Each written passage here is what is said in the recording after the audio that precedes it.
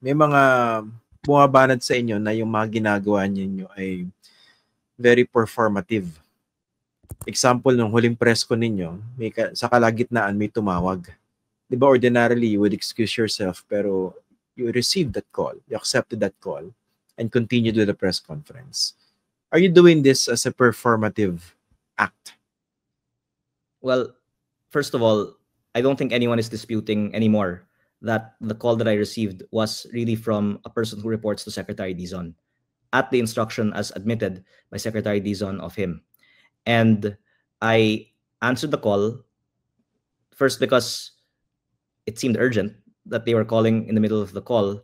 And we did discuss something that would have been relevant to the ongoing press con, which is they assured me that if I told them who the contractor-linked appointee was, then they would get rid of him. But can I disclose, actually later during the press con, he called back and I missed his call. So at least hindi ko sinagot the second time. But the thing I will admit is I'm trying to achieve the objective, which is for DPWH to lower the price and disclose the data on the budget per district and what's allocable and non-allocable. And Okay. I wrote a letter to the DPWH 10 days prior that was not responded to. But after that press con, they responded. So if someone has to harness public attention to put something on the agenda, then that's the reality.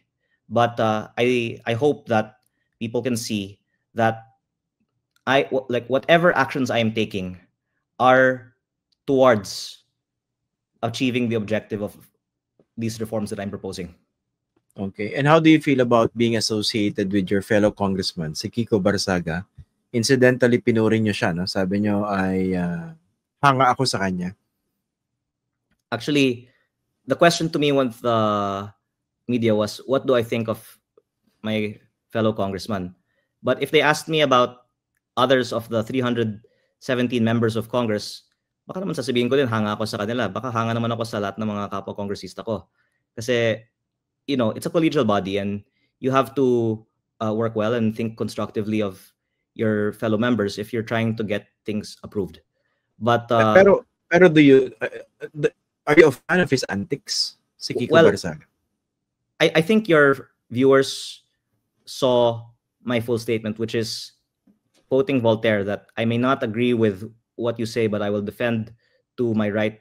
I will defend to my death your right to say it. And there I am saying that I do not agree necessarily with what you say. But if the question to me was asked, what do I think of any other member of the minority in Congress? And I did say in my statement that I think that we have many good members of the minority in Congress, and that all of these are examples of there being free speech in the 20th Congress. I don't think your viewers would react negatively if I said, for example, which I do believe, that the members of the minority of Congress are doing a good job in having a plurality of voices in the 20th Congress. Now, if I think that it is good to have, for example, the Makabayan Bloc and the Akbayan Bloc always introducing a different point of view in the discussion dominated by the majority in Congress, then I think it would be one-sided of me to not grant the same to members of the opposite side of the spectrum of the minority in Congress. I think what I'm revealing here is that my principle is I like the different dialectic. Gusto ko or diversity. One extreme and another extreme. Okay. The result of which will hopefully be something closer to the truth. I'm not saying that I agree with what people. I just am surprised that people are against diversity of opinion? Parang ibang level yata kasi yung antics ni Congressman Barsaga. Parang hindi po siya sumasalamin dun po sa tinitindigan ng Kongreso. Hindi po ba? Anyway, that's my... If I would argue, hindi ba dapat din tayo magalit sa corrupt? Opo. Kasi, hindi naman siya either, hindi po siya either or proposition. Pwede magalit sa corrupt at saka dun sa nambababoy sa imahe ng ng Kamara. Can I just ask you, does the public realize that there's kickbacks in every congressional district in the Philippines? Because if they do, then I think that is a lot more serious issue than the comments people are making on social media. But maybe people don't realize the magnitude of the kickbacks in DPWH. What do you think?